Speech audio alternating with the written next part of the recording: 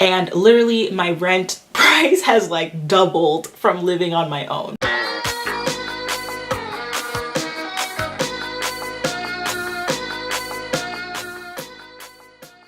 Hi guys, it's me, Etsy Magic, and today I want to talk about the whole dilemma about whether or not to live with roommates or not live with roommates when you come to LA, or even just in general, because a lot of these issues come up regardless of where you live. Before I get started though, I do want to tell you to make sure you subscribe, because I do release videos like this with valuable tips about stuff in LA and all, you know, the stuff I go to, whether it be red carpet events or social events or whatever. I release tons of tips about life in LA and how to get ahead. So make sure you subscribe. I release videos every Thursday, Saturday, and Sunday. So part of the reason I wanted to make this video was because it was a big dilemma for me before I moved to LA. Before I came here, I actually live with my parents still, and the last time I actually lived with roommates was back when I was in school, which was a while ago. So I wasn't used to it. I was worried about, you know, am I gonna meet some weirdos? This is LA. You meet some sketchy, weird people here. So I was like, oh gosh, who do I know who I'm living with? I didn't have any friends who I could live with.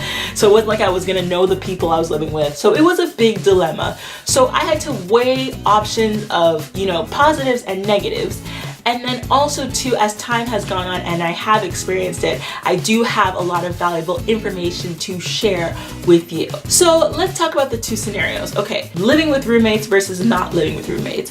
When you live with roommates, there are a lot of benefits, especially when you first move to LA. One of them, and one of the main reasons that I'm a strong advocate for living with roommates when you first move here, is the ability to make friends from that. That is the easiest way to make friends when you first get here. A lot of times you don't know anybody. I didn't know anyone when I got here, so living with roommates helped me, you know, have a social life and learn. We could bounce ideas off each other. We could talk. We could, you know, give each other tips. So that is very valuable when you first come to LA. On top of that, it's just flat out cheaper.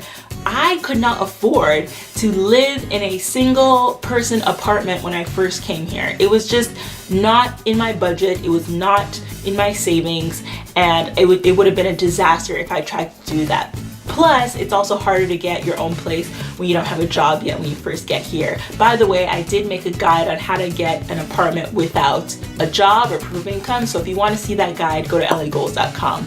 So that's another thing, is the price. You can pay radically different in price when you live with roommates versus not. By the time you see this video, I've probably moved. I'm actually moving soon into a 1-bedroom, and literally my rent price has like doubled from living on my own. So it can make a big difference. I'm not just saying that like literally. It's the difference between you having a comfortable life or a tight life. I'm at that point in my life where I can afford it pretty comfortably, so I went for it, and I just want to live alone at this point. But yeah, you gotta weigh those options. Is this worth it for me financially? Am I gonna be starving because I put all my money into my rent? That's a bit of an issue. So definitely the money. However, there are a lot of negatives also as well. If you are an introvert, a lot of times you just don't want to be around people that much when you come home.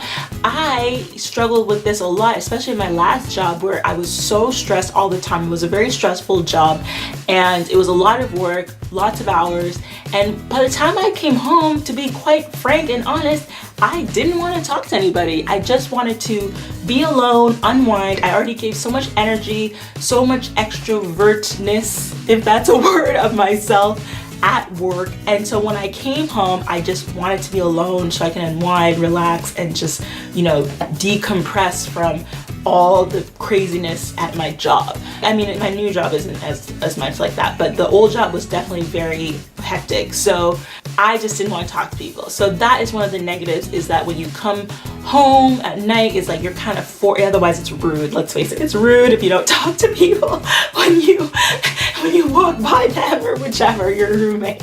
So because of that, I was in a situation where I felt like obligated to have to like talk when I didn't want to. So that's definitely a negative. And then also too, there's just the different things like, you know, having to share stuff with each other. Like sometimes some person goes in the bathroom when the other person needs to, or one person's using the stove when you want to cook something. So it's just that sharing of stuff that can get tedious if you're not careful. And it's just, you know, you don't have the freedom to do everything you want because you're living with somebody else, and you got to be respectful of each other. So that's another negative. And then also too, you just have personality differences sometimes. Sometimes the person you live with is not really who you realize you want to live with, and it's just awkward at that point. Awkward. And also I should mention too, you might have different living habits. So maybe you're really clean and they're messy, or you're really messy and they're clean, and you just are not, you know, one person leaves stuff lying around while the other person doesn't. It's just you got to make sure you're on the same wavelength, if you know what I mean. So let's talk about living alone and the benefits and negatives of living alone. So the obvious thing about living alone is pretty much just having the freedom to do whatever you want in your apartment. Privacy, make as much noise as you want. I mean, obviously within reason, because you do have neighbors, let's remember that. You also have your peace of mind that people are not going to touch your stuff or mess with you or whichever. And oh my gosh, let me tell you, I did have an experience one time where a roommate tampered with my stuff, and it was very, very bad. I mean, I do have to admit I did get them back, even though they don't know that I got them back. But oh gosh, now you guys are gonna be like, oh my gosh, Essie's evil. No, I'm not evil. I was much younger at the time, and I just was like, I'm not letting somebody punk me. So, but this was years ago, so I wouldn't do that now. But yeah. Also, yeah, comment below. I do want to hear some roommate horror stories. Let me know, you know, any weird thing that happened, any sort of bizarre thing or negative experience. I want to know if I'm the only one. Well, obviously I'm not the only one, but I want to see some of your experiences compared to my experiences. And then another benefit of living on your own is that you can also just do the apartment how you want. You can decorate it how you want. You can have furniture how you want. You can, you know, just do things how you want. And that's one thing that I've had to experience is, like, for example, you know, one person puts up some decoration that I think is ugly and I don't want to live looking at that. You know, there's things like that it's just like, oh, so it's when you live on your own, you can pretty much do the apartment how you want. However, we do have to point out that there are some negatives to living alone, such as the price, which is usually the main factor in why people don't live alone here in LA, is that it is radically more expensive. For a 1-bedroom or even a studio in a area that's, you know, not the Valley, because most people don't want to live in the Valley, you're gonna pay, you know, $1,600 a month or so. I mean, you can live in the Valley. I almost lived in the Valley, and the Valley is actually not that bad. It's just the traffic going there is a bit of a nuisance. But, you know, for the most part, you're gonna pay way more money if you live alone. So unless you already have a job lined up with good salary or income, you likely will live with roommates just based off of the costs alone. That's one of the major negatives, I would say. Then the other negative is just feeling isolated and being lonely. You have to admit, at the end of the day, you are a human and you do need some interaction with people. So sometimes, you know, you do want to do something after work, but there's nobody there. You just come home to your apartment and you're alone, and, you know, one is the loneliest number. That, you know, it's you know, it's not good. So that is a negative. If you're somebody who feels sad when they come home to an empty apartment, you know, that's something you have to consider when you're choosing to live alone. You know, are you somebody who's going to then miss living with a roommate? So that is a very, very big negative for some people. I mean, of course, there are ways to overcome it. I've overcome loneliness. I moved to LA with no friends at all, and through, you know, going to tons of events, as you guys have seen in my vlogs, I go to a lot of events. I go to product launches, I go to movie screenings, I go to red carpet events. I am out there. So for me, coming home to an empty apartment is not a big deal because I get my thrill outside of my apartment. But if you're someone who's shy or you know, is having a hard time getting out there and meeting people, it might be hard for you. That is pretty much it for this video. You know, weigh your options depending on your personality, depending on your lifestyle, weigh your options depending on your savings. But I just wanted to give you some perspective and context to help you make your decision. I know that moving to LA can be intimidating, or just moving to any big city in general can be intimidating.